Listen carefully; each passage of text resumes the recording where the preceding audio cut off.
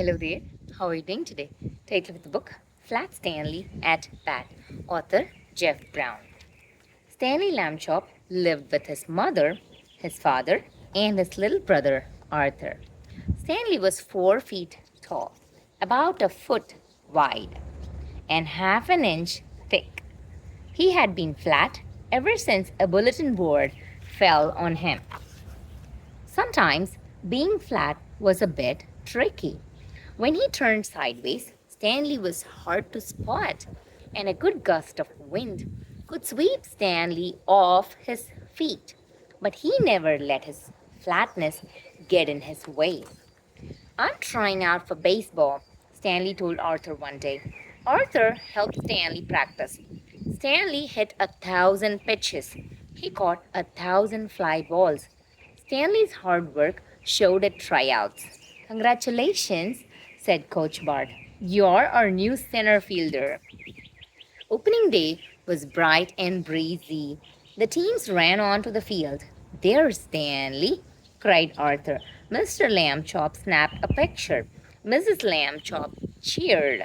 Hooray for the other players, too, she added politely. Stanley was the first batter. He stepped up to home plate, turned sideways, and pulled back his bat. The pitcher squinted at Stanley. This guy is so skinny, he said. I can hardly see where to throw. He threw a pitch. Ball one, said the umpire. Another pitch. Ball two, said the umpire. Two more balls, and Stanley earned a walk. Good job, called Coach Bart. Stanley's team played well. By the ninth inning, they led 6-5. The other team had one last chance. Their best hitter came to bat and blasted the ball toward the fence. Just then, the breeze picked up. Stanley ran and leaped into the wind. Whoosh! Up floated Stanley. Plunk!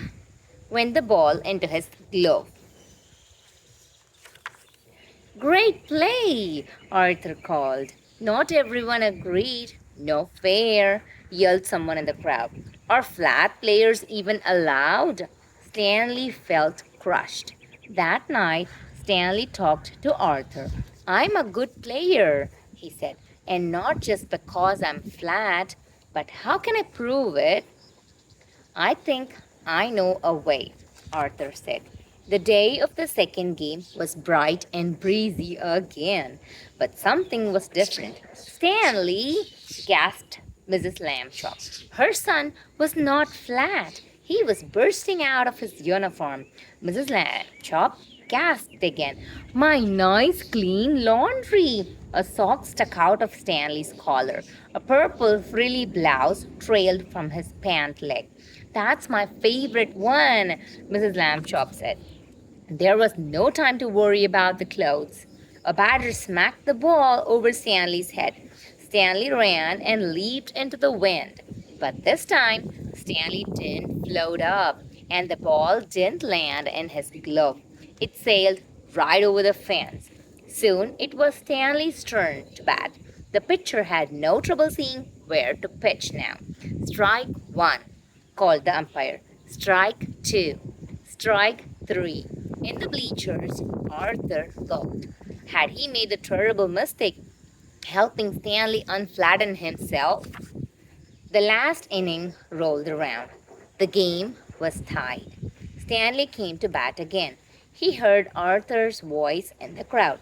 Come on, Stanley. You can do it. The pitcher threw the ball, and Stanley smashed it. The ball flew into the outfield. Bap! It bounced off the wall. The right fielder ran to pick it up. Meanwhile, Stanley tore around the bases. First base, second base, third base. Stanley was headed home. But so was the ball. Stanley, slide! Shouted Coach Bart. Arthur's heart raced.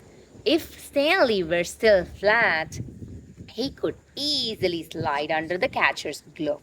But now, Stanley stretched out his arms and dove on to home plate. There was a swirl of dirt and socks. Then the umpire spread his arms Safe, he called. Wahoo! Arthur hollered. Mr. and Mrs. Lambchop clapped so hard their hands hurt. No fair, yelled someone in the crowd. Look at the muscles on that kid. Are players that big even allowed? Stanley grinned. Not so many socks next time. Mr. Lambchop called down to Stanley. Mrs. Lambchop looked at Arthur. And no blouses. The end. Hope you enjoyed this story. See you in another book. Bye bye.